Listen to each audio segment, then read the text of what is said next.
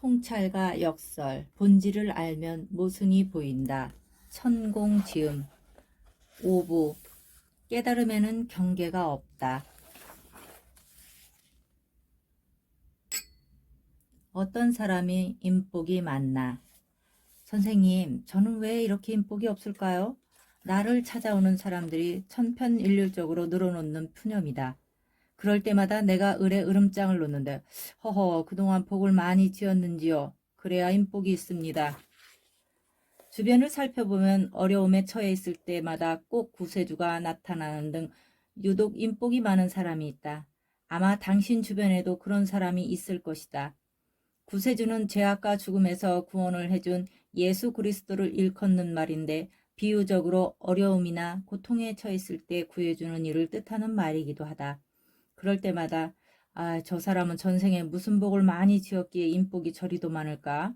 하고 의문이 들 때도 있을 것이다. 인복은 사람 인자의 복복자로서 복 중에 가장 큰 복이다. 그런데 인복이 많은 사람들을 보면 인생을 잘 살아서 그런지 사주가 좋아서 그런 건지 다들 무척이나 궁금해한다. 인복을 얻으려면 먼저 인복의 정의가 무엇인지를 제대로 알고 있어야 한다. 일반적으로 곤란한 일에 빠져서 고민하고 있을 때 혹은 돈이 무척 급할 때 쌀이 떨어졌을 때 해결해 주거나 자신에게 잘해주는 사람이 주변에 많으면 우리는 인복이 많다고들 한다. 그런데 진짜 인복이 많아서일까? 이것을 인복이라고 생각한다면 이 세상에 인복 없는 사람은 하나도 없을 것이다. 인복이 진짜 많은 사람은 자신이 삶의 중심을 잃고 헤맬 때 바른 길을 가라고 기싸대기를 올려서 정신이 번쩍 들게 하는 그런 이가 곁에 많은 사람이다.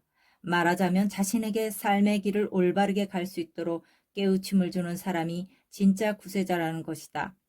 도움을 받는 사람이나 주는 사람이나 한 번이면 족하다.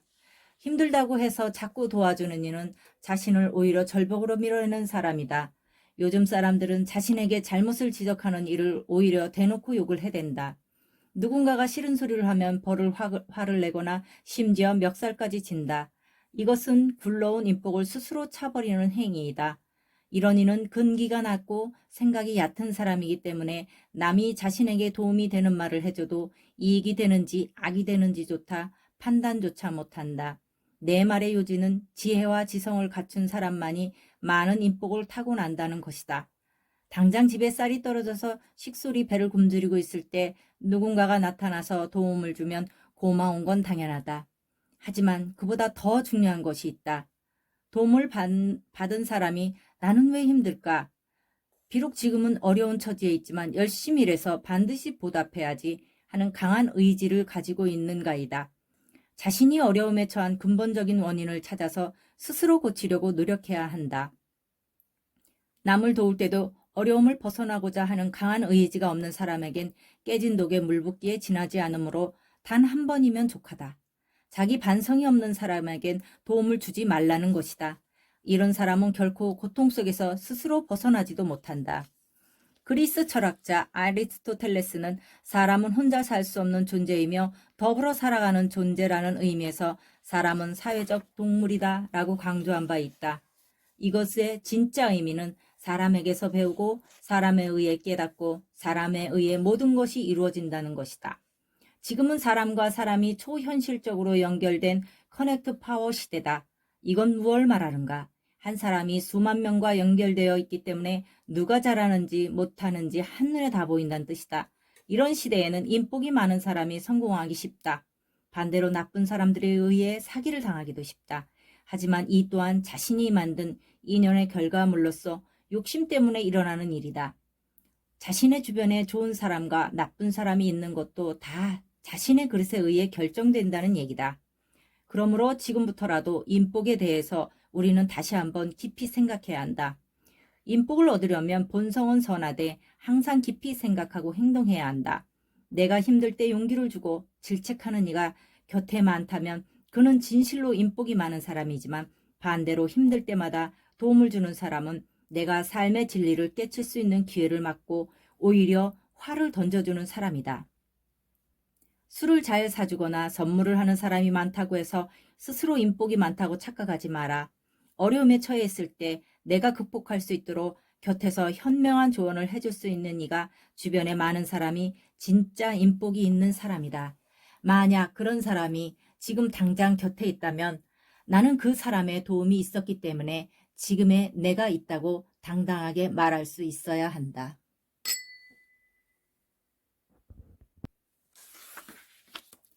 쓴소리가 진정한 도움이다. 나는 주식 투자에는 전혀 관심이 없다. 그러나 나라 경제에는 무척 관심이 많아서 주식시장의 흐름에 대해서는 가끔 귀를 기울이는 편이다. 일반적으로 주식시장의 논리는 이익을 얻는 자와 손해보는 자로 나누어져 있다. 한쪽이 수익을 내면 반대쪽은 그만큼 손실을 보는 것이 주식시장이다. 그래서 경제학자들은 승자와 패자가 극명하게 이분법적으로 나누어지는 주식 투자를 두고 제로섬 게임이라고 부른다. 지금부터 이에 대한 예를 하나 들어보겠다.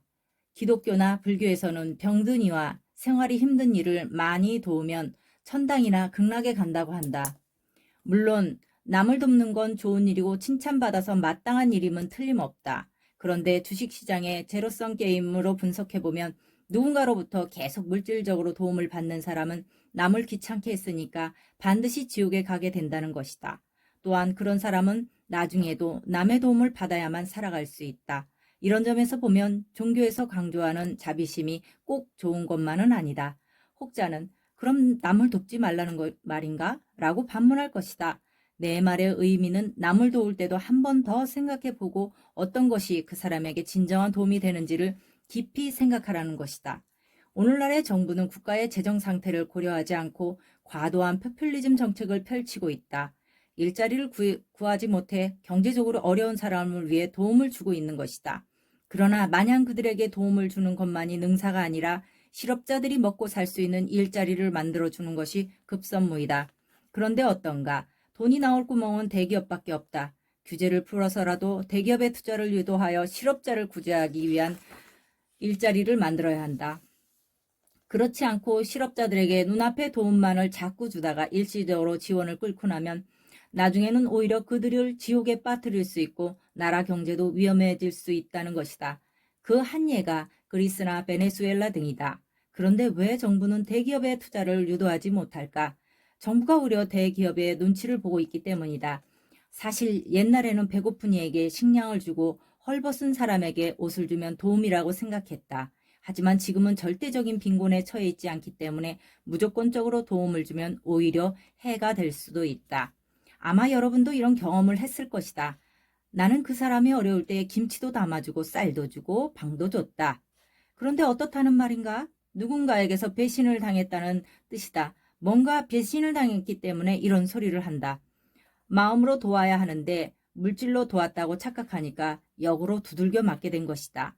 왜냐하면 그 사람이 스스로 깨달을 수 있는 기회를 일시적인 물질의 도움으로 막아버렸기 때문이다.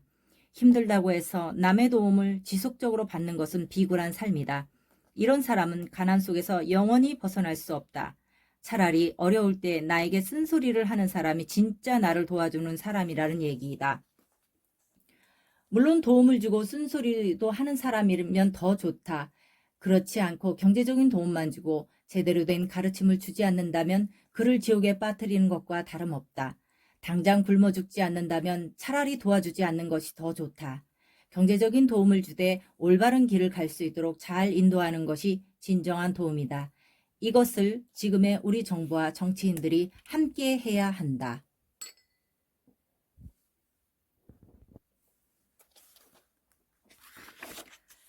무조건 도움을 주는 것만이 능사가 아니다. 불경에서는 보시하면서도 도와주었다는 마음을 내지 말라는 뜻으로 무주상보시를 강조하고 있다. 그러나 오늘날의 물질문명 사회에서 보면 이 말은 많은 어폐가 있다. 내가 불교의 진리를 폄훼하라고 하는 건 아니다. 이것은 무려 2600년 전 우리가 체계적으로 지성과 지식을 갖추지 못했을 때 나온 불교적 논리에 지나지 않는다. 남을 위한 일방적인 도움은 오히려 그를 더 힘들게 만든다. 힘든 사람을 도와주고 나서 그조차 잊어버리게 되면 어떤 일이 생길까? 내가 가진 걸 모두 빼앗길 수도 있다. 따라서 불교에서 강조하는 무주상보시 측면에서 보면 내가 도움을 준 사람은 결국 가난에서 벗어나지 못한다는 얘기다. 왜냐하면 무조건 받아먹기만 하니까 그렇다.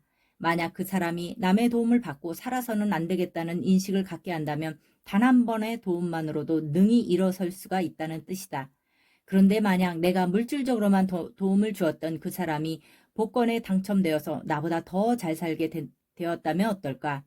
반대로 나는 망했을 수도 있다. 그러므로 내가 정신적이 아닌 물질적으로만 도움을 주었던 사람은 나중에 내가 힘들어서 찾아가도 결코 도움을 주지 않는다. 내가 옛날에 당신을 많이 도와줬는데 왜 당신은 나를 돕지 않느냐? 당신은 은혜를 모르는 나쁜 사람이다. 그렇게 살지 마라. 급기야 싸움이 벌어질지도 모른다. 그런 점에서 냉정하게 현실을 판단해야 한다. 과연 누구의 잘못일까? 지혜가 없어서 사람을 잘못 판단하고도 돈 자신의 대가인 것이다. 남에게 도움을 주었다는 건 현재 일이 아니라 과거의 일이므로 그걸로 판단해서는 안 된다. 그것은 이미 과거의 일이 지나지 않는다. 이것이 현대 사회가 가진 종교의 무지이다. 종교라는 것도 현실에 맞게 진화해야 한다. 남의 것을 빼앗은 사람은 빼앗긴 만큼 가지지만 빼앗긴 사람은 그만큼 잃는 것이 현대 물질 문명 사회이다. 그렇다고 뺏기고 빼앗는 시대에 사는 우리는 과연 어떤 잣대를 가지고 살아야 할까? 정답은 선함을 잃지 않고 자신에게 주어진 본분에 최선을 다하면서 사는 것이다. 요즘 사람들은 사주를 많이 본다. 사주는 몇백 년 전에 쓰였던 것들을 가지고 용어를 끼워 맞춰서 내려온 일종의 관상학이다. 그런데 이것을 과학과 물질 문명이 발달한 시대에 살고 있는 현대인들에게 적용한다는 건 엄청난 모순점이 있다. 무식할 때 만든 논리가 과학이 눈부시게 발전한 현 시대에도 통용된다고 생각하는 건 도무지 이해가 되지 않는다. 물론 사주가 철학의 밑거름이 되는 것은 사실이지만 이제는 달라져야 한다. 이것이 패러다임의 전환이다. 우리는 과거의 생각과 사고를 바꾸지 않으면 안 된다. 또한 잘못된 종교적 가르침들도 이제는 바꿔야 한다. 진정한 도움은 물질이 있는 것이 아니라 바로 정신적인 가르침에 있다. 만약 누군가가 남을 도왔다면 동정심의 발로로 착한 일을 한 것이지만 그렇다고 바른 일을 한 것은 아니다. 배고픈 이가 있으면 당연히 그를 도와 굶주림에서 벗어나게 하는 것은 선한 일이지만 굶주림 속에서 스스로 일어날 수 있도록 깨닫게 하는 것이 바른 가르침인 것이다. 지금까지 우리가 가지고 있던 선한 일과 바른 일에 대한 잘못된 시선을 이제는 바꿔야 한다. 착한 것은 그저 착한 것일 뿐 그것이 바른 길은 아니다. 착한 것과 바른 것을 올바르게 보고 판단하는 지혜를 가진 사람이 되어야 한다. 동정과 도움은 근본적으로 다르다. 옛날에는 동정심에 이끌려서 도와주었지만 오히려 가난한 이를 더욱더 가난하게 하거나 심지어 나중에 뒤통수를 맞는 일이 다반사였다. 때문에 동정심으로 남을 돕는 것은 옳지 않다. 그보다는 의미 미래를 보고 그의 미래를 보고 그가 바른 일을 할 수 있도록 인도해야 한다. 이것이 진정한 베품이다.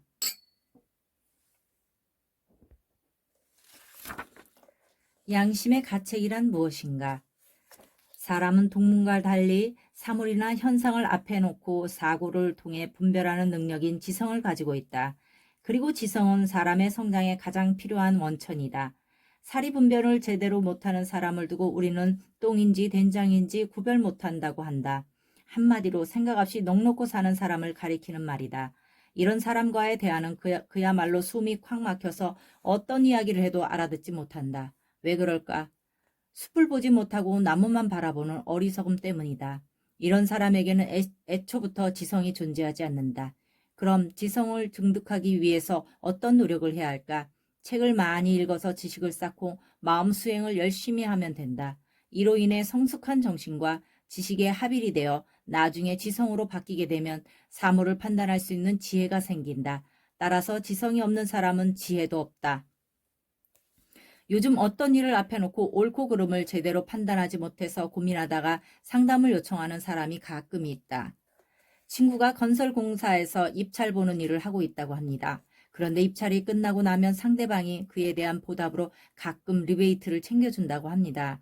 이 일로 인해서 친구가 양심의 가책을 많이 느낀다고 하는데 리베이트를 받지 말아야 할까요? 우리는 세상을 살면서 그때그때 어떤 중요한 일을 놓고 판단해야 할 일이 많이 있다. 그때 필요한 것이 바로 지혜인데 지금 하고 있는 일이 옳은지 그른지 판단하는 건 말처럼 쉽지 않다. 리베이트는 일종의 뒷돈으로 자칫하면 뇌물로 오해받을 수도 있다. 특히 뇌물죄는 아주 큰 죄이므로 양심의 가책을 받을 수밖에 없다. 나는 이 어려운 질문에 대해 17년 동안 깊은 산속에서 홀로 수행하면서 증득한 지혜를 바탕으로 조언했다. 원래 가책은 인도의 붓다 시절 계율을 어기는 수행자들을 처벌할 때 쓰인 말이다. 수행자가 계율을 어기면 비구계를 받지 못하는 것은 물론 설령 수계를 받았다고 하더라도 대중 앞에서 법문을 하지 못할 뿐만 아니라 직책도 맡지 못하고 모임에도 참석하지 못하게 한 데서 유래했다. 그러나 현대에 와서는 가책이란 말은 자신의 잘못을 뒤돌아보고 책망한다는 말로 바뀌었다. 대부분의 사람은 누구나 본질적으로 양심을 가지고 있다. 그래서 이 사회가 유지될 수 있는 것이다. 어쨌든 나는 다시 상담자의 질문으로 돌아가겠다. 외국 기업들은 리베이트를 상거래에서 오랫동안 인정받아온 일종의 거래 과정으로 보고 있다. 적당한 리베이트는 오히려 경제를 활성화시키고 일의 의욕을 높이기 때문에 외국에서는 관행처럼 리베이트를 지급하기도 한다. 하지만 한국에서는 정상적이지 않고 과도하게 리베이트를 제공하는 것은 공정거래법상에서 뇌물로 보고 금지하고 있다.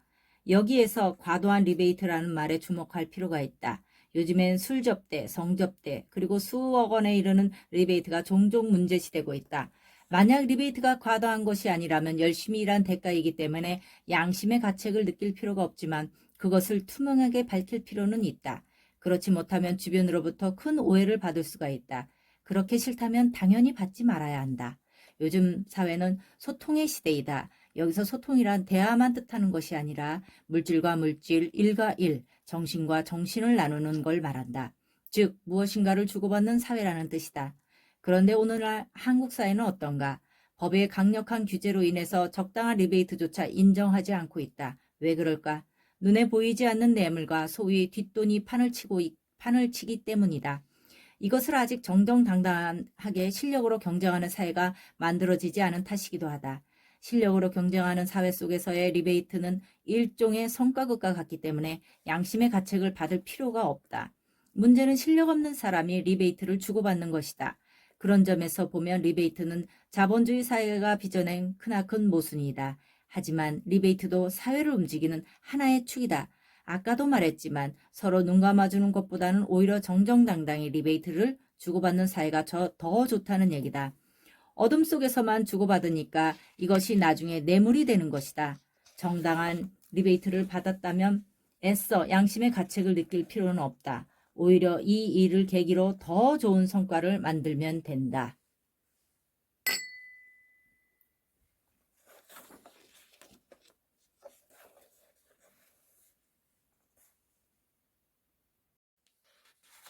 여여함이 곧 기적이다. 얼마 전 국립대학교에서 30여 년간 강의를 하다가 정년 퇴임을 한 어떤 교수가 내게 의미심장한 질문을 던졌다. 선생님, 제가 어려운 질문 하나 할까 합니다. 앞으로 남은 인생은 어떤 비난이나 칭찬에도 흔들리지 않고 바람처럼 시냇물처럼 걸림없이 여여하게 살고 싶은데 어떤 마음을 가져야 할까요?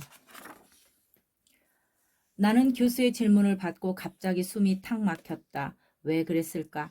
교수의 말에는 어려운 질문이라는 자신의 견해가 이미 깔려 있었기 때문인데 제자가 스승에게 질문하는 것처럼 하면서도 왜 어려운 질문을 하겠다고 했을까? 거기에는 자신이 지식을 가진 학자라는 자만심이 은연중에 깔려 있기 때문은 아닐까? 또한 당신은 내가 던지는 이 어려운 질문에 대해 명징한 대답을 주지 못할 것이라는 전제가 깔려 있던 것은 아닐까? 교수님은 어려운 질문을 하신다고 했지만 사실 제일 쉬운 걸 묻고 있습니다. 그저 여여하게 살면서 깨달음을 얻으면 됩니다. 교수가 다시 질문을 던졌다. 그럼 선생님, 여여함은 어떤 상태를 말하고 깨달음은 무엇을 말하는지요? 나는 여여함과 깨달음에 대한 질문을 받고 거침없이 말했다. 날마다 아침에 일어나서 밥을 먹고 저녁에 잠드는 것이 여여함이요. 이게 인생임을 느끼는 것이 깨달음입니다. 교수는 갑자기 무릎을 탁 치고 이런 말을 했다. 선생님은 이 시대의 진정한 어른입니다. 뜻밖이었다. 질문을 던지던 그의 눈빛과 말투에는 자만심이 가득했지만 그도 역시 오랫동안 제자들을 가르친 학자였다. 이렇듯 지성은 그냥 쌓이는 것이 아니다. 여여라는 말에 대해서 한 번쯤은 우리는 깊이 생각해 볼 필요가 있다. 여여란 세월이 흘러도 변함이 없고 한결같다는 한자어다. 자신의 마음을 평생 한결같이 유지하면서 산다는 건 실로 힘든 일이다. 그러나 옛 선인들은 깨달음이 최고의 경지에 이르게 되면 자신이 마음먹은 대로 행동을 했다고 한다. 그들은 심지어 세상을 떠나는 날짜까지 정하고 갈 정도로 생사가 자유자재했다고 한다. 하지만 그들은 도인이지 우리가 말하는 진정한 깨달음을 얻은 성자는 아니다. 진정한 깨달음을 얻은 성자는 평상심으로 세상을 바라보면서 물 흐르듯 바람처럼 여여하게 사는 것이 인생임을 스스로 중득하니다. 이런 사람은 어려운 일을 돕거나 보람된 일을 했을 때 누가 칭찬해도 흥분하거나 거기에 도취되는 일이 없다. 그는 이미 칭찬을 뛰어넘어 존경을 받고 있는 사람이다. 이런 성자에게 가르침을 받기 위해 많은 사람들이 몰리는 것은 당연하다. 그렇지만 깨달음을 이루지 못한 사람이 스스로 깨달은 자라고 말하거나 자신이 물 흐르듯이 여여하게 살고 있다고 아무리 주장해도 그를 대자연이 가만히 두지 않는다. 누가 자꾸 다가와서 시비를 걸거나 유혹하기 때문에 어느 순간 넘어가고 만다. 따라서 수행을 제대로 하지도 않고 물질과 탐욕을 얻기 위해 스스로 깨쳤다고 말하거나 기적을 말하는 사람은 이미 대자연이 알고 거부한다. 이런 사람을 두고 우리는 사입이라고 하는 것이다. 그들은 늘 기적을 이야기하지만 사실 기적이란 건 따로 없다.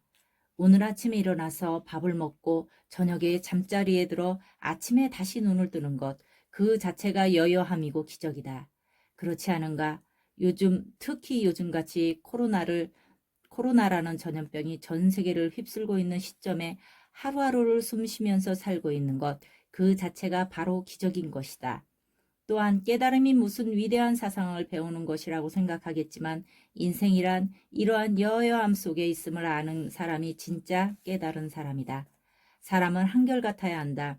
경전에 따르면 누구나 부처의 본성을 가지고 태어나지만 자라면서 탐욕이 생기고 그로 인해 번뇌가 쌓여 스스로 괴로움을 얻는다고 한다. 그러므로 부처가 되려면 그 본성을 잃지 말아야 한다. 이 사실은 분명하지만 물질 문명 속에서는 그게 말처럼 쉽지만은 않다. 그렇더라도 마음의 행복을 위해서는 항상 여여함을 잃어서는 안 된다. 깨달음에는 경계가 없다. 어떤 사람이 나에게 이렇게 물었다. 선생님, 우리같이 평범한 사람이 깨달음을 얻으려면 어떤 수행을 해야만 합니까? 나는 명쾌하게 대답했다. 몸과 마음을 바르게 하고 살면 됩니다. 요즘 종교계의 성직자들은 일반인들도 치열하게 수행하기를 원하지만 그저 남에게 해를 끼치지 않고 자신에게 주어진 삶을 열심히 살면 된다. 깨달음을 얻는 방법은 어려운 게 아니다. 매 순간 즐겁고 행복하게 사는 법을 스스로 터득하면 된다. 그런데 왜 성직자들은 일반인에게도 치열한 수행을 요구하는 것일까? 자신들의 이익을 추구하기 때문은 아닐까? 붓다는 부처가 되려면 깨어 있어야 한다고 했고 예수는 선함이 곧 하나님이라고 강조했듯이 종교의 본질은 남에게 자비를 베풀고 선하게 살면서 스스로 행복하라는 것이 요지이다. 그런데 어떤가? 요즘 성직자들은 재물에 눈이 멀어 일반인들이 붓다처럼 예수처럼 살 것을 강요하지만 그건 종교의 진짜 목적이 아니다. 불교에서는 최상의 깨달음을 안욕따라 삼막삼보리심이라고 한다. 이것은 수행자가 부처가 되기 위해서 반드시 도달해야 할 최고의 경지로서 고타마 붓다와 같은 수행자가 오랜 공부를 통해서 중득한 것이기 때문에 우리 같은 일반인들이 수행하기란 결코 쉽지 않다. 만약 일반인이 고마타 붓다와 같은 최고의 경지에 이르기 위해 치열한 수행을 했다면 아마 거지가 되거나 심지어 생명을 잃을 수도 있었을 것이다. 다만 고마타 붓다는 치열한 수행을 통해서 증득했던 진리를 중생들에게 들려줘서 그들의 삶이 좀 더 행복해지기만을 원했을 뿐이다. 예수의 가르침도 별반 다를 바가 없다. 이처럼 일반인들은 붓다와 예수처럼 높은 경지의 수행법을 필요로 하지 않고 자신의 근기에 알맞은 수행법을 행하면 된다. 그러나 종교계의 성직자들은 더 이상 일반인들에게 지나친 수행을 강요해서는 안 된다는 것이다. 깨달음에도 개인이 가지고 있는 에너지의 질량에 따라서 높낮이가 있다. 말하자면 노동자는 자신이 해야 할 일을 정확하게 알고 거기에 맞게 몸과 마음을 바르게 쓰면 된다. 그렇게 되면 언젠가는 자신이 성장시켜줄 최고의 질량을 가진 경영자를 만나게 되지만 그렇지 못하면 영원히 노동자 생활에서 벗어나지 못한다. 이렇듯 자신의 일에 최선을 다한 최고의 깨달음이 얻어지게 된다. 왜냐하면 깨달음에는 경계가 없기 때문이다. 더구나 자신에게 주어진 일을 자신의 질량에 맞게 일하는 사람은 이미 칭찬을 초월했으므로 남의 칭찬이나 질책 혹은 시시비비에 결코 연연해하지 않는다. 그는 자신의 일에 도취되어 최선을 다했으므로 남의 시선 따위를 이미 초월했기 때문이다.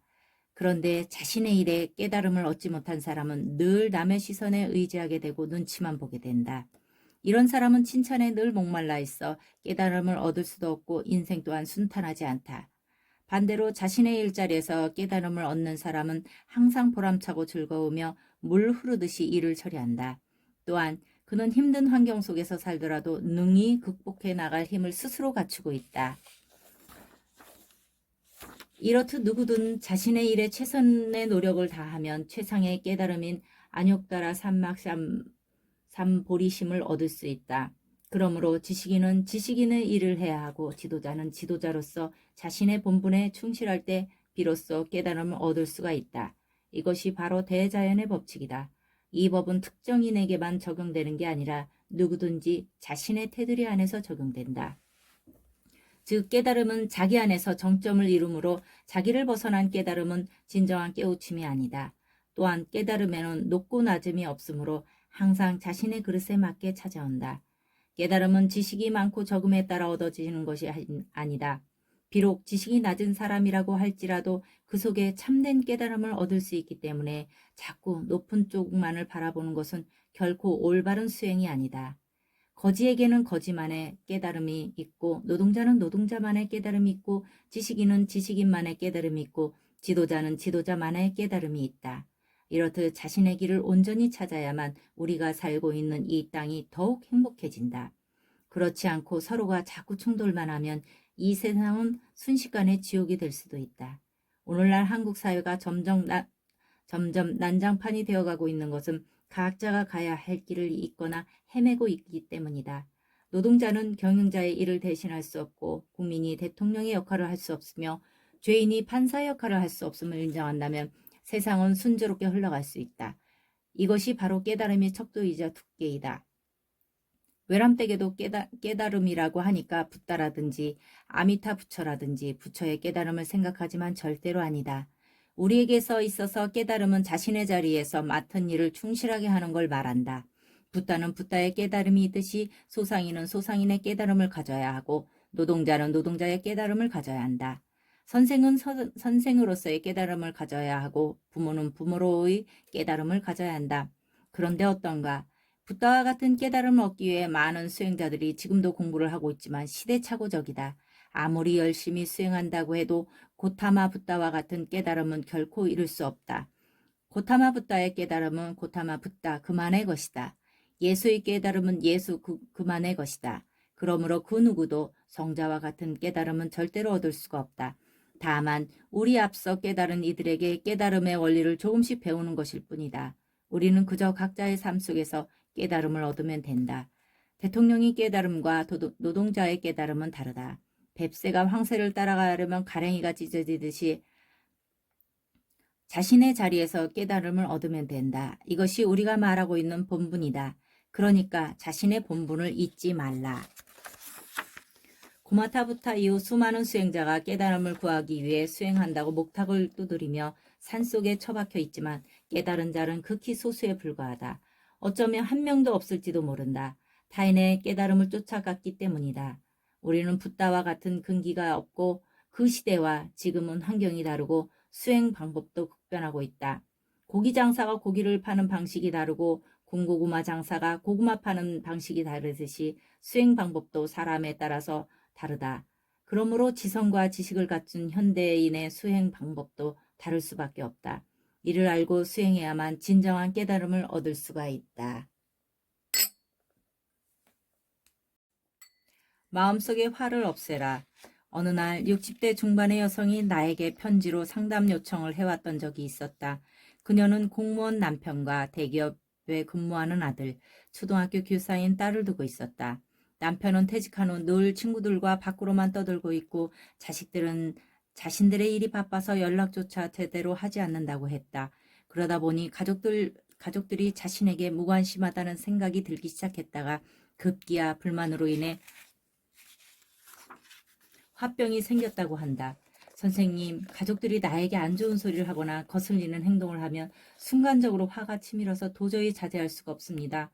그런데 선생님이 강의를 듣고 난 후부터는 화가 많이 사라졌습니다. 마음속의 화가 완전히 사라지려면 지금부터 어떤 마음 공부를 해야 하나요? 나는 그 편지를 통해 한국 중년 주부들이 가지고 있는 심각한 고민을 엿볼 수가 있었다. 통계에 의하면 OECD 국가 가운데 한국 주부들이 가장 많은 일을 한다고 한다. 그런데 남편과 자식들을 뒷바라지하고 난 뒤 중년이 되어서 뒤를 돌아보니 정작 자신의 존재를 찾을 길이 없었다고 한다. 이로 인해 자신도 모르게 우울증이 생기기 시작했다는 것이다. 옛날부터 우리나라 주부들은 심각한 세 가지 병에 걸려 있다. 하나는 자녀 교육병, 둘은 남편 출세병, 셋은 부자병이다. 우리 주부들은 오직 여기에 자신의 목을 매달고 있다고 해도 과언이 아니다. 내 말을 부인한다고 해도 이것은 엄연한 사실이다. 자녀 교육병에 대한 예를 하나 들어볼까? 대표적인 것이 최근 조국 전 법무부 장관의 부인 정경심 씨 딸에 대한 교육열이다. 어머니가 딸을 명문대에 지키기 위해 다양한 스펙을 쌓게 하는 것은 국가가 인정한 학종 제도를 10분 활용한 것이므로 제도적으로는 아무런 문제가 없고 부모로서는 당연한 일이다. 그런데 검찰은 왜 문제를 삼고 있을까? 다만 그 과정에서 표창장을 불법으로 발급받는 등 범법 행위가 있었기 때문이다. 그로 인해 지금도 고스란히 그 고통을 받고 있다. 또 남편 출세병은 어떤가? 요즘 주부들은 친구들을 만나면 자신의 안부보다 남의 남편에 대해서 더 많이 궁금해한다고 한다. 친구 남편이 회사에서 과장이나 부장으로 승진하면 겉으로는 축하를 해주면서도 도리어 속으로는 화병이 생긴다고 한다. 집으로 돌아와서는 당신 만나서 고생만 한다. 나는 언제 사모님 소리 한번 듣겠느냐고 달달 볶는다고 한다. 이게 우리나라 주부들의 현실이다. 부자병은 또 어떤가? 친구가 강남의 아파트를 구입하면 배가 아파서 잠을 못 이룬다. 남이 잘 되는 꼴을 못 봐서 역세권 아파트라도 분양하면 쪼르르 달려와서 청약 신청을 해댄다. 국가는 또 어떤가? 경기가 안 좋으면 부양책으로 부동산 경기를 활성화시키는 정책을 펴다가 아파트 가격을 천정부지로 올려놓았다. 그러다 보니 서민의 꿈을 일순간 망가뜨려 놓았다. 이런 나라에 사는 국민들은 화가 나는 것이 오히려 더 이상할 정도다.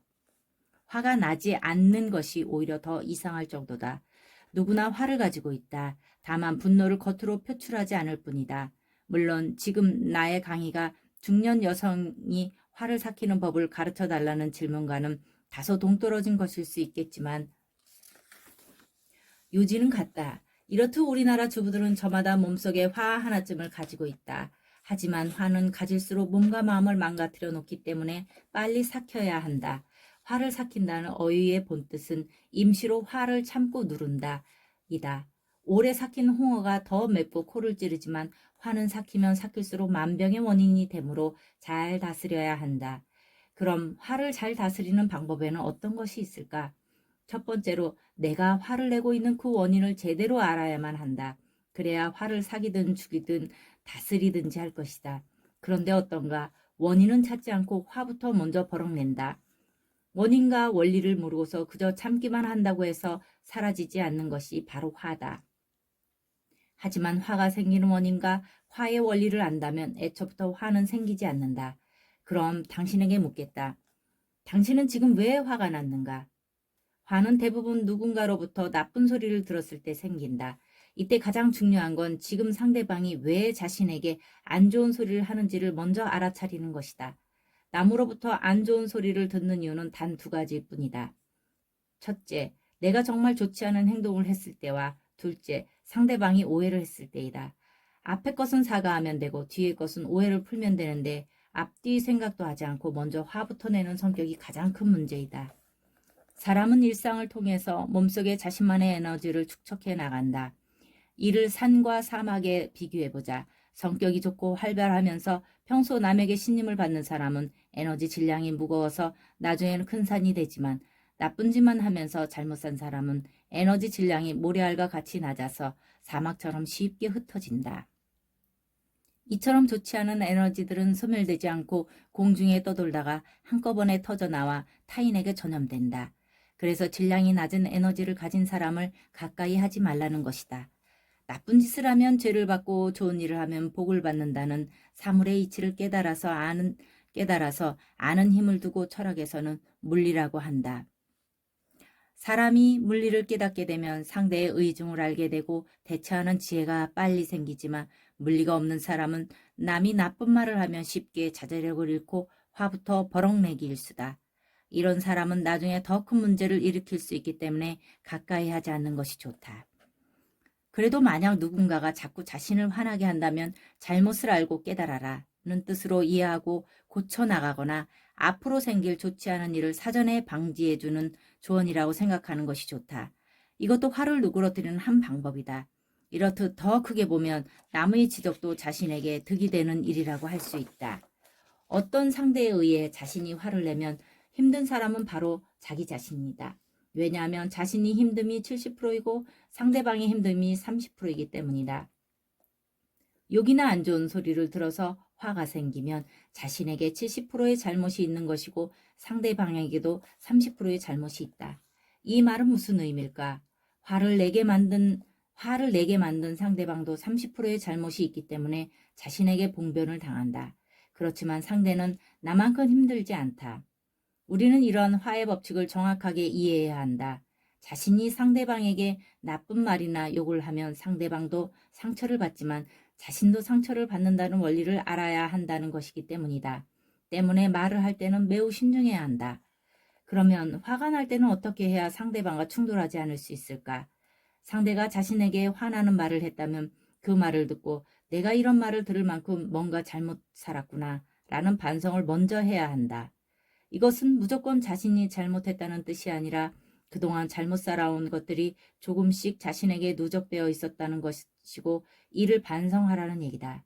이것은 상대방에 대한 미안한 마음이 아니라 바로 나 자신에 대한 미안함이다.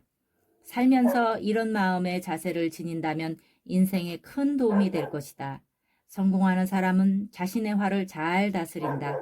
이것은 또한 건강을 유지하는 비결이 된다. 화는 평생을 후회하게 만든다. 화는 스트레스를 동반한다. 그로 인해 우울증은 물론 노화를 촉진시키고 암을 유발할 수 있는 만병의 근원이다. 하지만 살다 보면 화는 생길 수밖에 없기 때문에 화를 만들지 않도록 스스로 노력해야 한다. 가끔 남이 욕하는 걸 참지 못하고 격하게 대응하는 걸 주위에서 많이 본다. 화를 내면 더 큰 화를 불러오는 것으로 대응하는 건 아주 미련한 짓이다. 만약 누군가가 화나는 일을 만들었다면 그 원인을 파악하고 빨리 푸는 것이 좋다. 그럼 남은 왜 자신을 화나게 만드는 것일까? 어쩌면 의도적으로 좋지 않은 말을 함으로써 어떤 깨우침을 주기 위함인지도 모른다. 때문에 오히려 남을 고맙게 생각하는 것도 화를 삭히는 하나의 방법이라고 할 수 있다. 우리는 지금 복잡한 사회 속에서 살고 있다. 이해심과 양보심이 부족하면 사사건건 시비가 붙거나 충돌할 수밖에 없다. 그러다 보면 관계가 점점 멀어지고 화가 생길 수밖에 없고 그로 인해 생각지 못한 일이 생길 수도 있다. 얼마 전 한 모텔에서 일어난 종업원 토막살인 사건도 한 예이다. 종업원이 반말했다는 이유로 귀한 목숨을 빼앗고 그것도 모자라서 시신을 토막해서 유기한 것은 짐승과 다를 바가 없다. 어디 그것뿐인가. 길 가다가 칼에 맞은 묻지마 사건도 비일비재하다. 겉으로 보면 우리 사회는 평화로운 것 같지만 실로 무서운 세상이다. 요즘 사람들은 인내심이 많이 부족해서 습관적으로 화를 잘 낸다. 그로 인해 자신도 모르게 범죄를 저지르고 왜 그때 내가 참지 못했을까 하고 평생 동안 후회한다. 옛말에 화가 아무리 난다고 해도 3번만 참으면 사라진다는 속담이 있다. 물론 화를 촉발시킨 사람을 용서한다는 건 쉽지만은 않다. 그러나 시간이 지나면 모든 것을 제자리로 돌아간다. 순간을 참지 못해서 죄를 짓는 과오를 저지른 일은 절대로 일어나서는 안 된다. 누군가로 인해 화가 났다면 상대방을 책망하지 말고 오히려 자신에게 깨우침을 주었다는 생각을 하면 오히려 이익이라는 얘기다. 그렇지 못하고 계속 상대방을 욕하거나 남 탓만 하면 나중에는 더 큰 어려움이 찾아온다. 물론 화를 내게 한 사람의 잘못이 더 있지만 그것을 참지 못한 자신에게도 잘못이 있다. 그리고 자신으로 인해서 어떤 사람이 화가 나 있다면 상대가 나로 인해 화가 좀 났구나. 도대체 그 이유가 뭐지? 하고 상대방을 조금이라도 이해하려고 애써야 한다. 그렇게 되면 자신의 잘못도 있다는 걸 깨닫게 되고 상대방에 대한 화도 가라앉게 된다. 자신에게 있는 나쁜 버릇이나 행실을 고칠 수 있도록 해준 상대방을 고맙게 받아들이는 것이 자신을 위해 좋다는 얘기다. 이런 마음을 가지면 대자연도 자신을 돕기 시작하여 나갔던 복이 되돌아온다. 그때부터는 좋은 일만 생긴다. 사람은 날이 갈수록 좋아져야지 나빠지면 안 된다. 과거보다 어제가, 어제보다 오늘이, 그리고 내일이 더 나은 삶이 되도록 해야지 날이 갈수록 더 나빠진다는 건 잘못된 일이다. 그리고 어떤 일로 인해 화가 생기면 당장 풀어야 한다. 그렇지 못하고 자꾸 마음속에 담아두는 것은 어리석은 일이며 더 나쁜 결과를 초래할 수 있다. 지금껏 나는 남에게 욕하고 남 탓을 잘하는 사람치고 잘 되는 걸 보지 못했다. 설령 잘 된다고 해도 오래가지 못한다. 대자연은 그런 사람이 잘 되도록 가만두지 않기 때문이다. 남의 흉을 보는 건 자기 얼굴에 침 뱉는 것과 다를 바가 없다. 나의 주체는 남이 아니라 바로 나다. 세상은 나를 중심으로 움직이므로 주체는 바로 나다. 내가 없으면 가족도 타인도 없다. 그런 나를 너무 함부로 내버려 두는 것은 아닐까? 내 몸을 병들게 하거나 나쁘게 사용하는 건 나에게 죄를 짓는 일과 같다. 요즘 연예인들의 자살 사건이 자주 일어나고 있다. 최근에도 몇몇 가수가 SNS의 악플을 견디지 못하고 세형을 마감했다. 엄청나게 쏟아지는 비방과 악의적인 댓글이 원인이다. 얼마나 힘들었으면 목숨까지 버렸을까. 안타까운 일이지만 아무리 힘든 상황일지라도 부모로부터 물려받은 생명을 함부로 버릴 권리는 나에게 주어지지 않았으며 남을 비방하거나 해칠 권한 또한 나에게는 주어지지 않았다. 그런데도 예사로 남을 비방하거나 못된 짓을 한다. 눈에 보이지 않는다고 불특정 다수가 한 개인을 집중적으로 공격하면 성인 군자도 이를 견디기가 쉽지 않다. 이들은 악플을 달면서도 죄책감을 전혀 느끼지 않는다. 심지어 남을 비방하는 것을 당연한 권리로 여긴다. 이것은 어릴 때부터 인성교육이 잘못된 탓이다. 그런데도 정부는 이것을 막을 방도가 없다. 어떻게 해야 할까? 법에 의존할 수밖에 없지만 이 또한 쉽지 않다. 사람이 벌을 받는 이유는 죄를 지었기 때문에 법의 심판을 받는 것이다.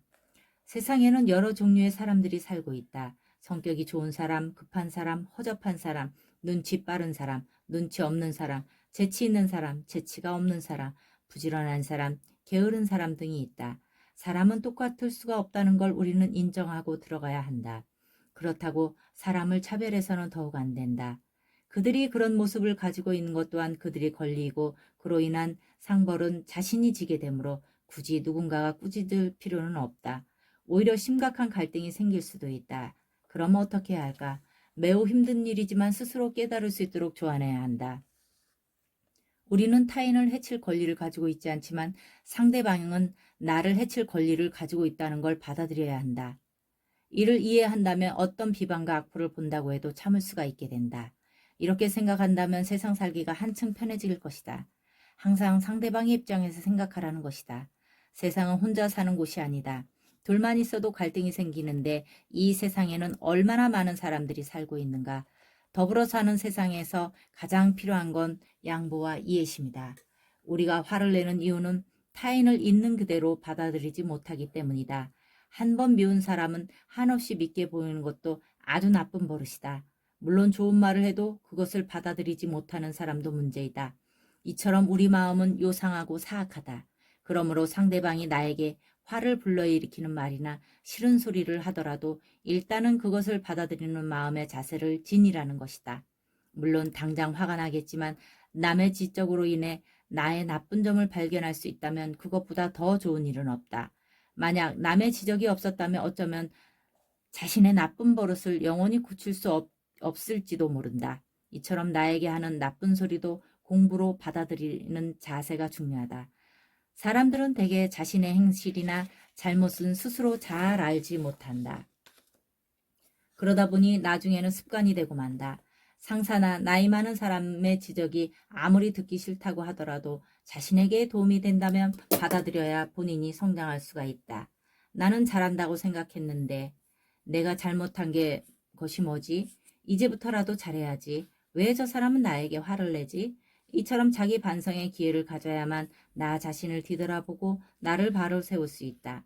날마다 자기 반성을 하고 바르게 살려고 노력하는 사람은 대자연의 진리에 의해 언젠가는 반드시 큰 상과 복을 받는다. 이와 달리 남 탓만을 하는 사람은 대자연이 돌아앉아서 더 큰 어려움에 빠질 수가 있다. 원인 없는 결과는 없다. 불교에서는 이를 인과법이라고 한다. 남이 내게 한 화의 원인을 잘 분석해서 약으로 쓴다면 몸과 마음은 더욱 건강해지고 힘이 솟지만 악으로 생각하면 시간이 갈수록 그 힘은 점점 사라지게 되고 나에게는 어려운 일이 닥치게 된다. 만약 지금 나 자신이 힘든 상황에 처해 있다면 모두 이 때문이다. 사람을 함부로 판단하지 마라. 요즘 너나 잘해라 하는 말이 유행한다고 한다. 자신의 일도 똑바로 하지 못하면서 늘 남 탓만 하는 사람을 비꼴 때 종종 쓰는 말이다. 옛날부터 한국인들은 남의 일에 간섭하거나 지나치게 눈치를 보는 경향이 많다. 이것은 자신의 약점을 감추고 남을 깔아내리기 위한 수작에 지나지 않는다. 조선시대 때부터 이어온 당파 싸움에 익숙한 유전자가 아직도 몸속에 남아있기 때문일까? 한국인들은 끼리끼리 노는 경향이 많다. 남에게 좋은 일이 생기면 축하해주기는커녕 흠집을 내려고 달려든다. 뿐만 아니라 가난한 사람들은 이유도 없이 부자들을 헐뜯고 부자들은 가난한 사람들의 흉을 자주 본다. 이러다 보니 서로가 사사건건 충돌이 생길 수밖에 없다. 요즘 진보니 보수니 하면서 정치인들이 자주 충돌하는 것도 정책을 떠나서 일종의 진영 싸움에 지나지 않는다. 그러니 나라 꼴이 잘 돌아갈 리 만무하다. 어쨌든 남에 대한 욕만 하고 칭찬에 인색한 그런 무리들 속에는 절대로 끼지 말아야 한다. 마치 맑은 물에 있으면 몸과 마음이 정화되듯이 탁한 물에 있으면 몸과 마음이 탁해질 수밖에 없다. 이처럼 남을 헐뜯기만 하는 자리에 가면 사람의 기운도 그만큼 탁해진다. 내가 좋은 기운을 얻으려면 흉을 많이 보는 집단이나 자리보다는 다른 사람에 대한 자랑이 넘치는 곳이 좋다. 나에게 조금도 득이 되지 않는 단체나 사람들 속에 끼어서 자꾸 함께 맞장구 치면 오히려 나쁜 기운을 받을 수밖에 없다. 이것은 우리가 세상을 살아가는데 절대적으로 필요한 삶의 지혜이다. 세상에 하찮은 사람이란 없다. 누구나 자기만의 소질과 특기를 가지고 있다. 모두가 똑똑할 수 없고 잘난 수가 없듯이 어떤 사람이든 반드시 쓰일 곳이 있다. 때문에 사람에 대한 지나친 편견은 금물이다. 내가 하나의 예를 들어보겠다. 어떤 회사가 있다.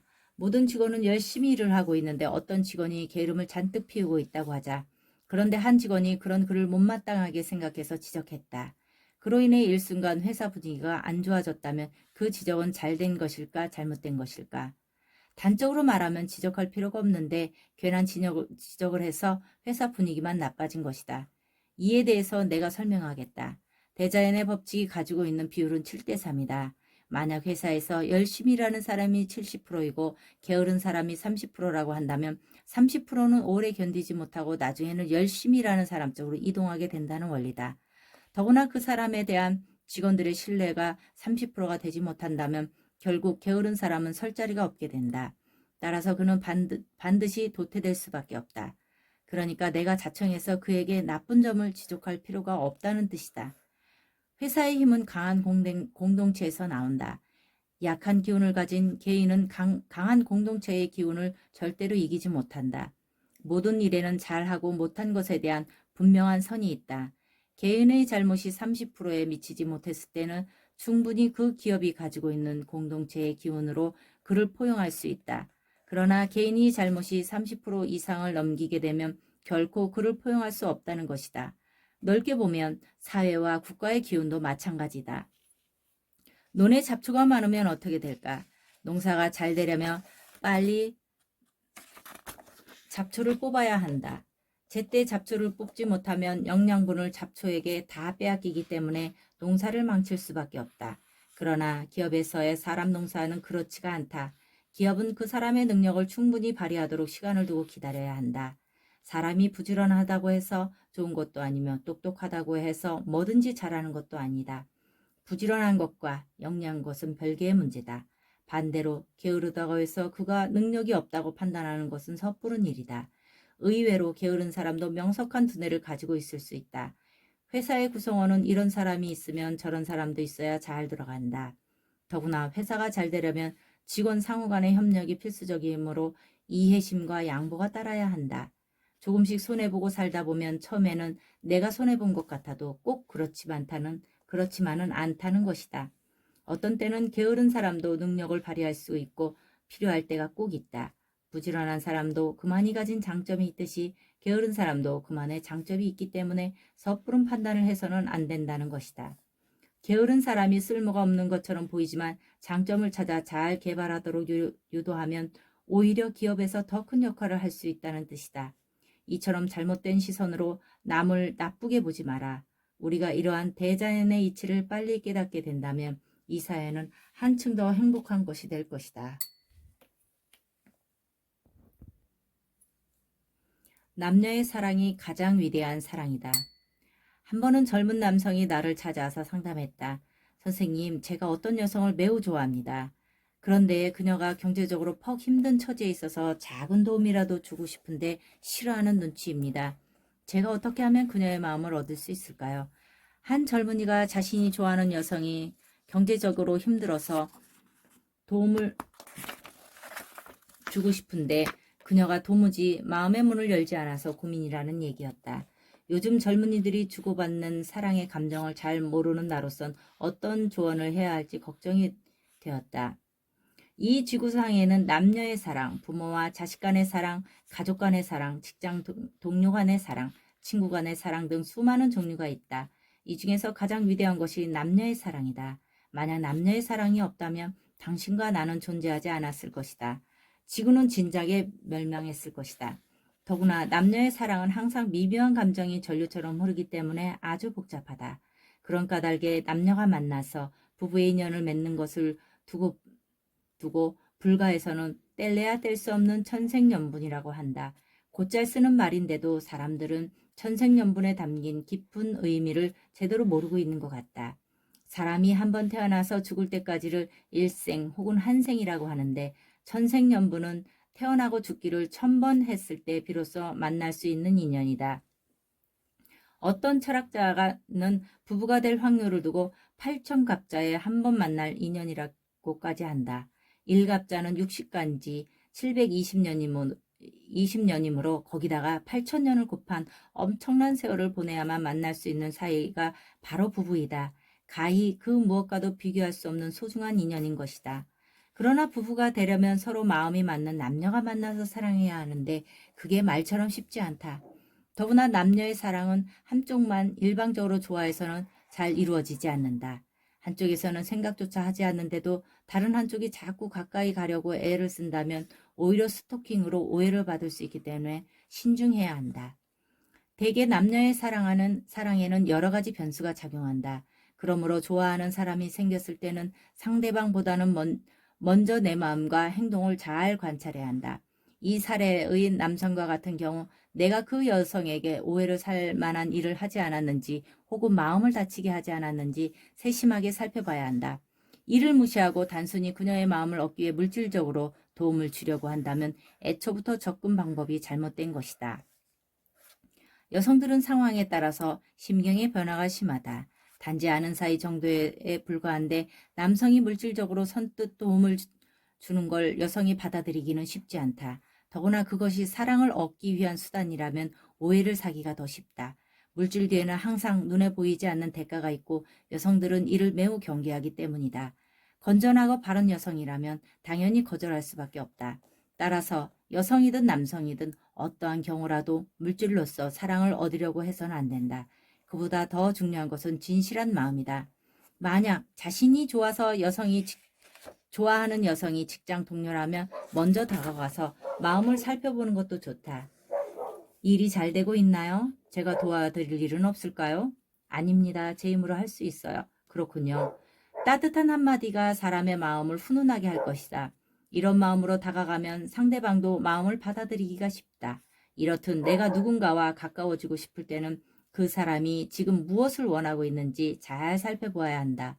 이외에도 선물을 주는 방법도 있지만 그건 그때뿐일 수도 있다. 선물을 하고도 그 사람의 마음을 얻지 못한다면 오히려 자신이 상처를 받을 수도 있다.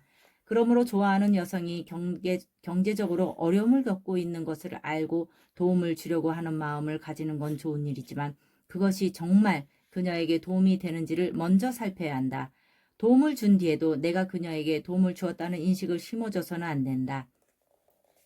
특히 여성들은 누군가로부터 도움을 받았다는 걸 알지 않고 스스로 감추려고 하는 성향이 있기 때문에 곁에 도움을 준 사람이 있으면 심리적으로 위축될 수도 있다. 그리고 여성이 필요할 때나 계속 도움을 주면 사이는 좋아지지만 이게 지속되면 도움받은 여성에게 오히려 뒤통수를 맞을 수도 있다. 인생은 이상하게도 이렇게 돌아가기도 한다. 남녀 사이는 더욱 그렇다. 그래서 남을 도울 때는 도왔다는 생각을 해서는 안 되며 진정한 베품은 돕는 순간 잊어버리는 것이다. 그래야만 상대방에게 진정한 사랑을 얻을 수 있다. 도움에는 진심이 담겨 있어야 하는데 그저 환심을 사기 위해 도움을 준 것이라면 오히려 좋지 못한 결과를 얻을 수 있다는 얘기다. 그래서 가장 힘든 것이 남녀 관계이다. 전생과는 왜 중요한가? 과연 전생은 있는 것일까? 어떤 철학자들은 전생이 있다고 말하고 또 어떤 철학자들은 없다고 말하지만 내 기준으로 볼 때 전생은 있다. 물론 전생을 믿든 안 믿든 개인의 자유지만 있다고 믿는 쪽이 훨씬 낫다. 전생은 불교관이나 유교관으로 풀어보면 이해하기 좀 더 쉽다. 만물의 생성에는 반드시 원인이 있고 그에 따른 결과가 나타난다. 이를 두고 불교에서 연기법 혹은 인과법에 의해 현생이 나타나고 유교에서는 전생을 운명론이라고 부른다. 연기법은 콩 씹은데 콩나고 팥 심은데 팥난다는 말처럼 한 번 결정된 인연은 결코 바꿀 수 없지만 자신에게 주어진 운명이나 사주는 얼마든지 자신의 의지와 노력 여하에 따라서 바꿀 수가 있다는 것을 뜻한다. 따라서 연기와 운명은 그 출발부터 확연히 다르다. 우리는 수많은 사람을 만난다. 그 중에는 자신에게 이익이 되는 인연, 손해가 되는 인연, 바람처럼 스쳐가는 인연들이 있다. 하지만 누가 나에게 정말 도움이 되는 인연인지, 만나서는 안 될 인연인지, 어지간한 내공이 없고 도인이 아니고서는 알아내기가 힘들다. 남이 가진 생각이나 의도를 파악하려면 먼저 지혜를 등득하기 위한 마음 수행을 철저히 해야 하는데 대부분 그렇지가 못하다. 그러다 보니 귀가 얇아서 남의 좋은 소리를 하며 홀딱 넘어가서 잘 속는다. 요즘 사이비 종교단체가 많은 것도 이 때문이다. 자신에게 정말 이익이 되는 가르침인지 손해가 되는 가르침인지 제대로 알지 못해서 생긴 일이다. 사람은 기억의 동물이다. 잘못을 저지르고도 뉘우치지 않는다는 건 자신의 미래에 관심이 없다는 뜻이다. 이와 달리 자신이 한 실수나 잘못을 반성하고 참회하는 사람은 성장할 수 있다. 불교의 참회나 기독교의 회개는 이런 관점에서 보면 매우 중요한 가르침이다. 따라서 전생과 내생의 삶이 있다고 믿는 사람은 현생의 삶이 내생의 삶에 영향을 미친다고 생각하기 때문에 그렇지 못한 사람보다 현생의 삶을 더 성실하고 착하게 살 수 있다. 반대로 전생과 내생을 믿지 않는 사람은 믿는 사람보다 현생을 아무렇게나 살 확률이 높다. 현대의 생명보험도 내생관에서 기인한 것이라 볼 수 있다. 그런데 부작용도 있다. 전생과 내생, 그리고 유교의 운명론에 너무 집착하면 종교나 무속에 깊이 빠져서 잘못된 길로 들어설 수 있기 때문에 경계해야 한다. 왜냐하면 과거는 이미 지나갔고 미래는 아직 오지 않았으므로 가장 중요한 것은 지금 이 순간이기 때문이다.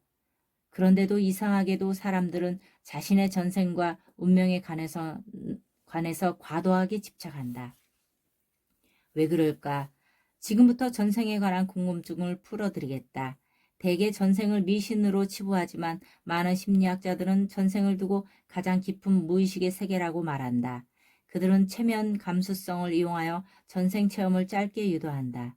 심리학자들이 괴로움이나 우울증에 빠진 사람들에게 이를 유도하는 가장 큰 이유는 전생 체험이 지금의 자기를 이해하는데 가장 빠른 수단이기 때문이다.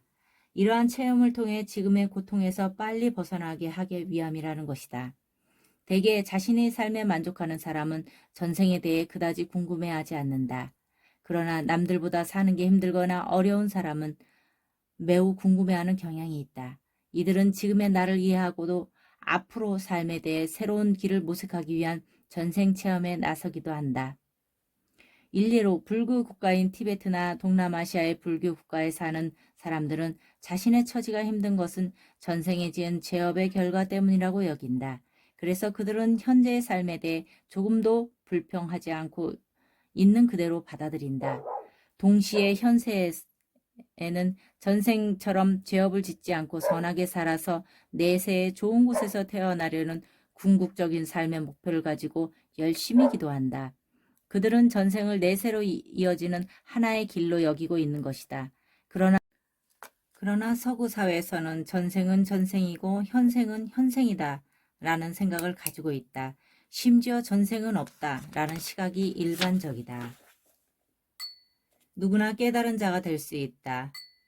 나는 세속 생활을 하기 전 신불산에서 17년 동안 혼자서 무건 수행을 하면서 보냈다. 하루 일과는 등산객들이 버린 쓰레기를 줍거나 청소한 뒤 산속 폭포 아래에 있는 큰 바위에 앉아서 명상하는 일이 전부였다.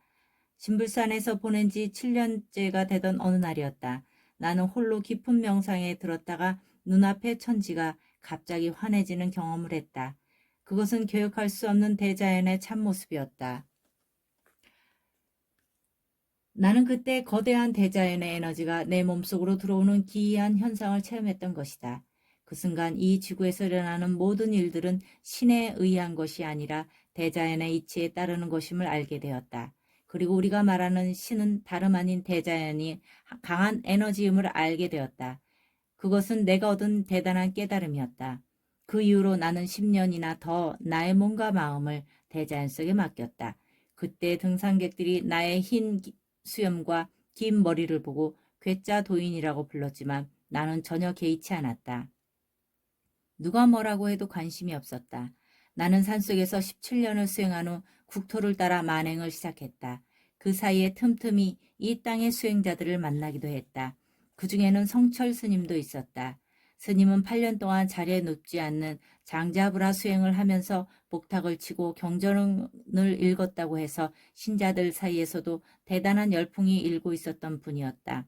당시만 해도 한국 불교는 중국의 선불교를 표방하고 있었는데 중국의 고승들이 산속의 깜깜한 동굴 안에서 평생 잠을 자지 않고 수행하는 방법을 대단하게 생각하고 있었다. 그 대표적인 선승이 초조달마와 이조해가 3조 승찬, 4조 도신, 5조 홍인, 6조 해능이 있었다. 현재의 조계종은 6조 해능의 수행처인 조계산을 따온 것이다. 그러나 인간의 육신은 그렇게 강하지 않다. 성철 스님처럼 장자불화를 한 달만 지속해도 장애인이 될 수 있다. 붓다도 외도들과 피골이 상접할 정도로 수행한 뒤 이것이 진정한 수행 방법이 아님을 알고 뛰쳐나와서 탁발 수행을 하면서 중도를 깨쳤다고 하지 않던가. 무릇 수행이란 몸의 행위가 아니라 전적으로 마음 수행에 달린 문제라는 사실을 나는 오랜 명상을 통해 알고 있었기 때문에 그들의 수행 방법에 대해 적지 않은 의문을 가지고 있었다. 만약 성철 스님과 중국의 고승들이 고대 인도의 외도들처럼 뼈를 깎는 수행을 했다면 그건 깨우친 것이 아니라 신체적 능력이 뛰어난 것에 불과하다는 생각이 들었던 것이다. 나는 대자연의 이치를 깨치고 난 뒤 알게 된 것이 하나 있다. 인간이란 존재는 육신과 마음 그리고 영혼으로 이루어져 있으며 예언을 하거나 상대의 마음을 잘 알아맞히는 것과 같은 신통력은 얼마든지 개인의 수행을 통해 터득할 수 있다는 점이다. 그 한 예가 바로 고승이나 무속인 그리고 점 보는 사람들이다. 이들은 깨친 것이 아니라 상대방의 영혼과 통신한 것에 불과하다. 즉 개인적인 수행을 통해 얻은 능력에 지나지 않는다는 것이다. 따라서 고승이나 도인을 보고 깨쳤다고 하는 것은 잘못된 일이다. 이것은 차원세계로 들어가 보면 5만 가지의 통신 주파수 가운데 어떤 한 개의 주파수와 통신한 것과 같다. 따라서 이것은 지혜를 깨친 것이 아니라 단순히 남들보다 신통한 능력을 조금 더 가진 것뿐이다. 신통력을 얻는 방법에는 여러 가지가 있다. 무식이 극치가 되면 된다. 그럼 얼마나 무식해야 할까? 대전의 이치인 7대3의 법칙에 따르면 무식이 70%를 넘어서면 된다. 딴 생각을 하지 않고 오직 무식을 빌어서 70% 이상으로 정신을 비워버리면 무의식의 세계와 통신을 하게 되는데 이때 비로소 신통력을 얻게 된다. 그리고 누구든지 자신의 정신세계를 70% 이상 버리며 바보 천치가 되거나 죽음 직전까지 간다. 그래서 이러한 사람을 바보가 되거나 무속인 혹은 도인이 된다. 왜냐하면 사람의 뇌는 잠자는 동안에도 작용하기 때문에 오랫동안 오직 한 곳에만 집중하고 정신을 비워버리면 보이지 않는 영적인 세계가 자신의 몸을 지배하게 되고 이때 신통을 얻는 것이다. 이러한 신통력은 참선과 주력을 통해서도 얼마든지 가능하다. 신통에도 여러 가지 종류가 있다. 병원에서도 레드선 하면서 이제부터 보입니까? 하지 않는가? 이것도 신통력이다. 상대가 열어주는 신통도 있고 좌선을 통해 오는 신통도 있고 고통을 참으면 오는 신통도 있다. 이때 중요한 것은 일도에 들어가는 것이다. 정신이 나를 버리고 다른 공간으로 움직이는 순간인 이때 다른 차원 세계와 연결되는데 이렇게 연결된 차원 세계는 여러 번 지속되다가 순식간에 닫히기도 한다. 이것이 바로 신통의 세계이다. 주로 무당들이나 고승들이 체험하는 것들이다. 이를 두고 불교에서는 보통 도가 터졌다고 하지만 사실은 말 그대로 한갓 도술에 지나지 않는다. 그런데 이를 두고 깨달았다고 난리를 친다. 이 또한 어떤 신통한 능력이 몸속으로 들어와서 한갓 재주를 피우는 일에 지나지 않는다. 신내림도 이와 같은 범주에 속한다. 점쟁이가 점을 치는 것도 신통에 지나지 않는다. 보통 저무당은 육신통과 타심통이 있다고들 하는데 그것은 과거의 조상들과 몇 가지 통신을 하고 있는 것뿐이다. 그런데 한심하게도 이런 것을 가지고 깨달음이니 오도니 하는데 사실은 잘못 알고 있는 것이다. 이렇듯 진정한 깨달음은 무속이나 점이나 신통과는 아무런 관계가 없다. 진정한 깨달음을 얻으려면 먼저 마음의 지혜가 열려야 하는데 진정한 수행자는 마음을 스스로 정화시켜서 지식을 통해 지혜를 증득한다. 따라서 진정한 깨달음은 신통이 아니라 청정한 마음에서 오기 때문에 근본적으로 차원이 다르다. 다시 말하면 남이 화를 내는 것을 보고 나는 화를 내지 않겠다라는 생각이 바로 지혜이다. 남이 교통신호를 위반하는 것을 보고 나는 교통신호를 위반하지 않겠다는 생각을 가지는 것이 바로 지혜이다. 지혜를 대단한 것처럼 여기지만 보편적인 생각 속에서 참된 마음을 깨치는 것이 지혜이고 이것이 진정한 깨달음이다. 눈과 귀를 통해 보이는 현상들을 묵묵히 흡수하여 잘못된 것은 버리고 좋은 것은 내 것으로 흡수하여 남을 위해 발산하는 것이 지혜인 것이다. 따라서 깨달은 도인이나 점쟁이와는 다른 차원의 것이므로 누구나 치열한 마음 수행을 통해서 중득할 수 있다. 따라서 이 시대의 진정한 수행자는 사회를 위해서 선한 일을 하거나 글을 써서 타인의 마음을 감동시키거나 좋은 책을 써서 세상에 배움을 전해주는 사람이다. 이런 것을 제대로 모르니까 누가 장자불화를 했다고 그를 대단한 인물이라고 지켜세우고 오도송을 읊었다고 대단한 선짓으로 보게 되는 것이다. 얼마나 어리석은 일인가.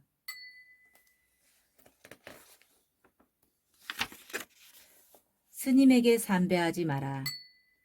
보통 신도가 스님을 만나면 삼배를 올린다. 나는 이것을 보면 한편으론 이상한 생각이 들 때가 많다. 물론 불가에서 오랫동안 내려오는 관습을 지금 내가 왈가할부할 마음은 추호도 없다. 하지만 금강반야바라밀경에서 보면 아상, 인상, 중생상, 수자상 등 사상을 버려야만 부처가 될 수 있다고 라고 되어 있다. 간단하게 말하면 상은 자신에 대한 집착이나 아집으로서 내가 나인데 라는 말이다.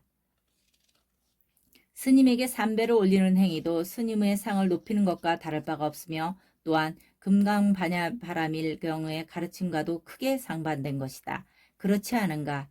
어떤 분은 불법승 삼보에 따른다는 의견도 있지만 상위 개념은 금강바람일경이다. 스님이란 붓다의 제자로서 부처가 되는 날까지 공부를 하는 수행자라는 의미를 갖고 있다. 그뿐만 아니라 신도들도 불가의 관점에서 볼 때 수행자와 다를 바가 없다. 따라서 수행자끼리 서로 존중한다는 의미에서 마주보고 일배만 하는 것이 좋다는 것이다. 그래서인지 요즘은 스님들도 서로 존중하는 의미에서 일배만 하자고 하기도 한다. 그럼 어떤 분에게 삼배를 올려야 할까? 이 세상에서 가장 귀한 사람은 바로 자신을 낳아준 부모님이다. 그러므로 삼배는 자신의 부모에게 하는 것이 가장 이상적이다. 지금은 첨단 과학이 이끌어가는 21세기이다. 이젠 수행자의 의미도 크게 달라져야 한다. 지금 이 시대의 진정한 수행자는 교수, 과학자, 선생, 의사, 건축가 등 자기 분야에서 필요한 지식을 쌓으면서 세상을 열심히 살고 있는 사람들이다. 말하자면 지식으로 꽉 찬 이분들이 자신들의 허상에서 벗어나 진정한 삶의 길이 무엇인지를 알았을 때 비로소 선지식이 된다. 즉 지식을 갖춘 사람들이 어떤 길이 바른 삶인가를 정확히 알고 자신의 길을 가야만 이 사회가 변화할 수 있다는 뜻이다. 그렇지 않고 글 한자 제대로 공부하지 않은 무식한 사람이 쌀 한 줌도 되지 않는 오래된 간습만을 깔고 앉아서 도만 열심히 닦는다고 해서 진정한 수행자가 되지는 않는다. 따라서 첨단 시대에 사는 성직자들도 공부를 하지 않으면 깨달음을 얻을 수 없다. 옛날 도인들은 밥도 굶어가면서 수행을 하고 깨달았다고 한다. 이게 과연 요즘 세상에서도 통하는 일일까? 밥 안 먹고 수행하다가 죽었다면 밥을 왜 먹는지부터 알아야 한다. 농부의 피땀이 서린 곡식을 먹고 무엇을 해야 하는지 이것부터 먼저 깨달아야 된다는 것이다. 먹는 것도 아직 깨치지 못해 굶어 죽는데 무슨 대단한 수행을 했다고 하는지 모르겠다. 지금 종교계에서는 이런 수행자들을 깨달은 자라고 착각하고 있다. 단지 굶어 죽는 것에 지나지 않는 것을 더 이상 수행이라고 해서는 안 된다. 건강한 몸에 건강한 정신이 따른다는 말이 있다. 자신의 몸을 혹사하면서까지 도를 구한다는 건 어불성설이다. 이런 수행은 그저 낮은 데서 헤매다가 일생을 놓고 갔다는 얘기밖에 되지 않는다. 그래서 이 세상에 바른 법을 전할 깨달은 자가 아직도 없다는 것이다. 깨달은 자는 나중에 온다. 함부로 깨우쳤다고 말하지 말라. 지식인들이 깨달아서 세상에 나오면 그의 말을 들으면 된다. 무식한 자들의 말을 받아들고 그것이 답인 줄 알고 헤매면 자신은 결코 무지에서 벗어나지 못한다. 이 땅의 지식인들이 거듭나서 어리석은 마음을 가진 사람들을 바르게 깨쳐 주어야만 이 나라가 발전한다. 지식은 없고 오직 무식한 자들이 나름대로의 계산법으로 수행을 말하는 것은 옳지 않다. 그런 수행자들이 많으니 종교가 자꾸 엉뚱한 길로 가고 있는 것이다.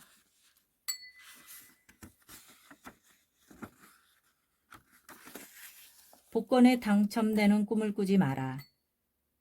현재 대한민국은 5, 60년대 태어난 이들이 경제와 정치, 권력을 한꺼번에 쥐고 있다. 그들이 오늘날 돈과 사회적 지위를 갖게 된 것은 한국 전쟁 속에서 겪었던 배고픔과 가난의 서러움을 두 번 다시는 겪지 않으리라는 강한 정신력이 바탕이 되었기 때문에 가능한 일이었다. 더구나 그들은 자신의 삶을 살기 위해서만 노력한 것이 아니라 가족을 부양하겠다는 헌신적인 마음을 가지고 있었기 때문에 우리나라가 이만큼 발전할 수 있었다. 그뿐만 아니라 이들 세대는 그들만의 사상과 이상을 가지고 국제사회 흐름을 알고자 노력했고 부족한 지식을 하나라도 더 채우기에 독서를 게을리하지 않았다는 장점이 있었다. 사람이 지식을 갖춘다는 건 그 어떤 어려움이 와도 능히 자력으로 극복할 힘을 갖게 된다는 뜻이다. 이처럼 기성세대들은 자신의 부족함을 메우기 위해 부단한 노력을 한 것은 물론 가족들을 위해 열심히 일을 하다 보니 돈과 성공이 저절로 따라왔던 것이다. 말하자면 기성세대들은 문화과 사상을 논했지 결코 자신만을 위해 일하지는 않았다. 그런데 요즘 젊은이들은 어떤가? 욕심만 앞서는 사람은 더 큰 미래를 보지 못한다는 격언이 있다. 이들은 돈을 벌어서 오직 좋은 집과 좋은 차를 굴리는 것에만 관심이 있고 그저 눈앞의 것만 탐닉하고 있다. 혹시 내가 잘못 본 것일까? 이 세상에는 자신이 할 수 있는 일과 못하는 일이 있다. 그게 무엇일까? 없는 사람이 당장 많은 자본을 마련할 수는 없지만 자신의 힘으로 갖출 수 있는 것이 있다. 그것은 바로 지식과 성실함이다. 이 두 가지는 오늘날의 사회를 살아가는데 가장 필수적인 요소로서 개인이 무장해야 할 무기와 같다. 이것을 제대로 갖추지 못하면 결국 남보다 뒤처질 수밖에 없다. 만약 우리 젊은이들이 이를 간과한다면 남은 인생은 후회로 점철된 삶이 될 것이다. 더구나 지금 이 사회는 자신의 노력만으로는 결코 성공할 수 있는 시대가 아니라는 점이다. 능력을 갖춘 사람에게만 자본이 따라오는 것이 바로 이 시대의 논리이기 때문이다.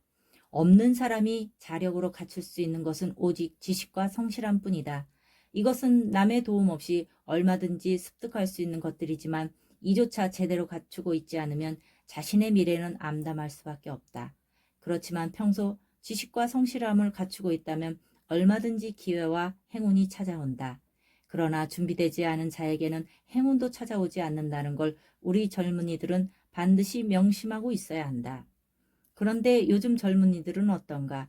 오직 유튜브나 SNS 그리고 게임만 빠져서 도통 책을 읽지 않다 보니 지식이 턱없이 부족하고 그로 인해 지혜가 바닥이다. 또한 눈앞의 것만 추구하다 보니 마음만 급하고 매사가 즉흥적이다. 지구력이 턱없이 부족해서 조금만 힘들면 하던 일도 그냥 내팽개친다. 더구나 대부분 욱하는 성격이 앞서다 보니 눈만 뜨면 부모와 기성세대 탓만하는 것을 보면 안타깝다. 우리 젊은이들이 성공하려면 그에 대한 당위성을 충분히 가지고 있어야 한다. 이것이 옛날과 다른 점이다. 당위성이 없는 성공은 절대로 이루어지지 않는다. 노력과 성실이 주는 대가가 성공이라는 가치고 거기에 따라오는 물질이 바로 돈이다. 그러니 한탕주의를 꿈꾸지 마라. 성공 뒤에 돈이 따라오는 것이지 성공 없이 돈이 바로 생기지 않는다. 돈은 그저 성공의 부산물에 지나지 않는다. 복권에 당첨되었다고 치자. 그게 바로 인생의 성공일까? 이것은 단순히 행운에 지나지 않는다. 그렇다고 자신의 인생을 바꿀 만한 대단한 일이 아니라는 것이다. 그런 곳에 인생을 걸지 말고 자신의 내면을 가꾸는데 더 많은 시간과 공을 들여야 한다. 또한 돈이라는 놈은 눈이 달려 있어서 자신에게 딱 필요한 곳에만 찾아가 원래 돈이 있는 곳으로만 몰려다니니 이상한 속성이 있다. 앞으로는 돈을 욕심내는 사람에게는 절대로 돈이 따라오지 않는 시대가 될 것이다. 90년대 이전까지만 해도 돈을 벌려고 하면 얼마든지 기회가 있었지만 지금은 절대로 그렇지 않다. 그러므로 우리 젊은이들이 돈을 벌려면 먼저 자신에게 주어진 일에 최선을 다하고 때를 기다려야 한다는 걸 알아야 한다. 사람들이 망하거나 실패하는 이유도 당장 눈앞의 것에만 집착하기 때문이다. 노력은 반드시 재능을 이긴다. 이처럼 대자연의 법칙은 우리 눈에 보이지 않지만 결코 틀리지 않는다. 따라서 이 나라가 잘 되려면 기성세대들이 지혜를 가지고 우리 젊은이들을 잘 가르쳐야 한다. 우리 젊은이들이 올바르게 살아갈 수 있도록 스스로 지혜를 갖게 해야만 우리나라가 세계에서 가장 강한 국가가 될 수 있다.